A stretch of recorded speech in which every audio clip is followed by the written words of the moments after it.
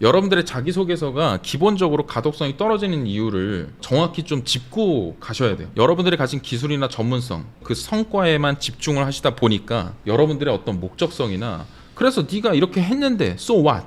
우리 직무에서 왜? 하필이면 우리 회사에서 왜? 라는 질문에 명확한 답을 내리지 않는 경우가 상당수입니다. 그러면 읽는 사람들이 그야말로 그냥 so what? 그래서 what the 이렇게 하면서 넘기는 거예요. 그래서 정작 중요한 건 뭐다? 이유나 목적, 명분입니다. 여러분 제가 우크라이나 전쟁 보면서 그 생각하거든요. 역시 이유나 목적, 명분이 중요하구나. 명분 없는 전쟁에서 결국 역공만 당하는 거예요. 자, 두 번째로 여러분들의 어떤 고유한 경험을 배경 설명 충분하지 않게 하면서 모두 다 알 거라고 착각하고 넘어가는 경우가 너무나 많습니다. 너무 많아요. 특히나 무슨 동아리, 학회 경험 같은 거 설명할 때, 그리고 뭐 아르바이트 경험 얘기할 때, 예를 들면 내가 맥도날드, 중국어로 마이땅라오 아르바이트를 했어. 근데 그냥 맥도날드 아르바이트 했으면 내가 그 당시에 무슨 일을 했는지 각기 다르잖아요. 근데 맥도날드에 일할 때였습니다. 굉장히 힘들었습니다. 구성원들 간에 갈등이 발생했습니다. 이런 식으로 스킵 하다 보니까 읽는 사람이 도대체 네가 뭘 했다는 건지 그 과정이 생략된 경우가 상당히 많다는 거죠. 그 경험 자체가 그냥 내가 이 정도 얘기하면 알겠지라고 착각하는 거예요. 왜 착각할 수밖에 없냐면 내 경험을 내가 글로 쓰다 보니까 모르는 거야. 이 정도면 알아먹겠지라고 생각하는 거예요. 그게 굉장히 잘못된 거라는 거예요. 설령 그 내가 쓰고 있는 이야기들이 직무 담당자, 여러분들의 선배가 될 사람들이라면 당연히 알아야 되는 기본 지식이라 할지라도 그 정의를 내가 정확히 내려주고 시작해야 되는 거예요.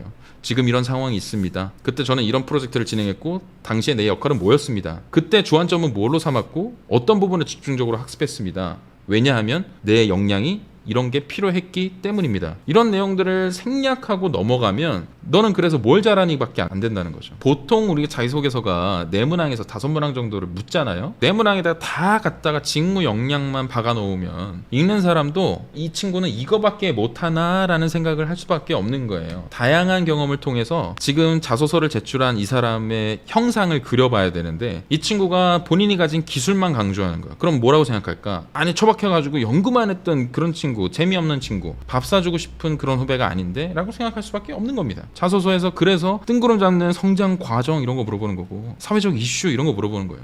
구성원으로서 무슨 고민을 해봤니? 지금까지 자라오면서 어떤 어려운 과정들을 딛고 일어났어. 이런 것들을 보면서 종합적으로 체크하는 거거든요. 이 직무 전문성을 묻는 문항들 있잖아요. 여기다 강조하면 되는 거야. 처음부터 시종일관 그렇게 어필만 해봐야 크게 역시나 또 매력이 없을 수 있다. 그래서 계란을 한 바구니에 담지 말아라 그 명언을 아시죠? 그래서 여러분들의 역량도 문항을 딱 보고 일단 구성을 어떻게 할지를 잡고 들어가야 돼요. 그냥 1번 문항이 쉬우니까 1번 문항부터 먼저 써보자 이렇게 접근하는 거 굉장히 오산이다. 정답은 아니에요. 예. 자, 그리고 정말 중요한 것 중에 하나는 구체화예요. 면접도 마찬가지. 오늘 정말 20번 넘게 면접에 탈락했다면서 저랑 이제 한번 화상으로 뵀던 분이 있어요. 오늘 합격했다고 연락이 왔어. 내가 그분한테 2시간 동안 뭔 얘기했었냐면 제발 좀 구체적으로 얘기해봐. 구체적으로. 더 구체적으로. 물론 뭐 그것 때문에만 합격했다고 할 수는 없지만 상당히 도움이 많이 됐을 거라고 생각해. 자소서도 마찬가지고 면접도 마찬가지고 상식적으로 생각을 해보자. 누가 보는지 모르잖아요, 여러분들이. 그 사람들도 마찬가지라고. 그러면 그 사람들한테 내가 어떤 사람인지를 글자 뭐 4천자든 5천자든 그거 가지고 그 사람들한테 나라는 사람을 보여주는 게 얼마나 쉽지 않은 일이야. 나라는 사람을 어필해야지. 그 축약된 내용 속에서. 방법은 구체적인 내용으로 담는 거예요. 내가 얼마나 개고생을 했는지 개치열하게 살아왔는지를 써줘야 돼. 근데 많이들 오해하고 착각하는 게 자기소개서니까, 그리고 뭔가 내가 지금 학생에서 갓 벗어나서 성인들의 집단이고 어른들의 집단으로 들어가야 된다는 그 강박 때문에 나도 모르게 자꾸 어려운 얘기와 정형화된 언어로 얘기를 하는 거예요. 실제로 예를 들어서 청계천상가를 갔어. 그래갖고 막 30군데가 넘는 상점들을 돌아다니면서 나한테 맞는 시료를 찾아냈어. 그런 친구가 있었어. 자기소개서에 단 한 줄도 그러는 거 안 씁니다. 그냥 뭐라고 써? 열심히, 성실히, 누구보다 많은 시간 할애해서 갔다고 얘기합니다. 근데 읽는 사람은 절대 그렇게 안 느껴요. 그래서 고쳐요. 어떻게 고쳐? 주말을 반납한 채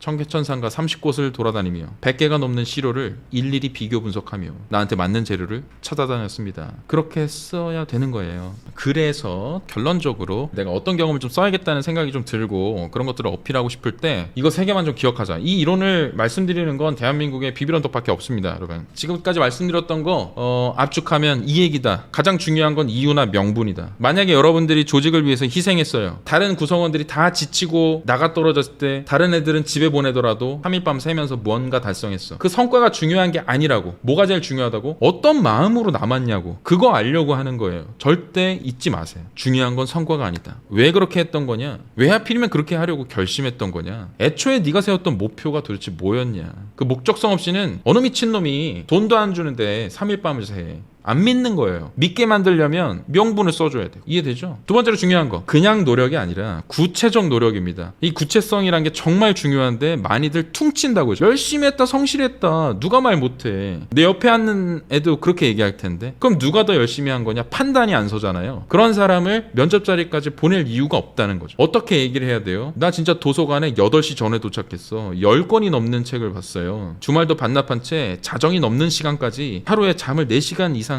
자본 적이 없이 노력했습니다. 구체적으로 써야 알아먹을 수가 있다. 수상 못했으면 성과 없으니까 못 쓴다? 아니, 절대 그렇지가 않아. 그럼 무슨 경험을 쓸 건데? 어떻게 써야 돼? 그때 당시에 받았던 피드백을 워딩 그대로 가져오는 거예요. 자기소개서에. 그 당시에 아쉽게도 수상 성적권에는 들 수는 없었지만 교수님으로부터 지금 당장 상용화가 가능할 만한 수준이다. 혹은 학생 수준에서 하기 어려울 만한 고민들을 충분히 다뤄냈다라는 평가를 받을 수 있었습니다. 이게 성과예요. 그래서 웬만하면 정량적인 게 좋겠지만 정량적인 게 없어도 쫄지 마라라는 얘기를 좀 드리고 싶고, 실제로 쫄지 마라라고 내가 그냥 그 뇌피셜로 응원하는 게 아니고 실제 그런 분들이 많이 붙는다는 얘기를 하고 싶은 겁니다.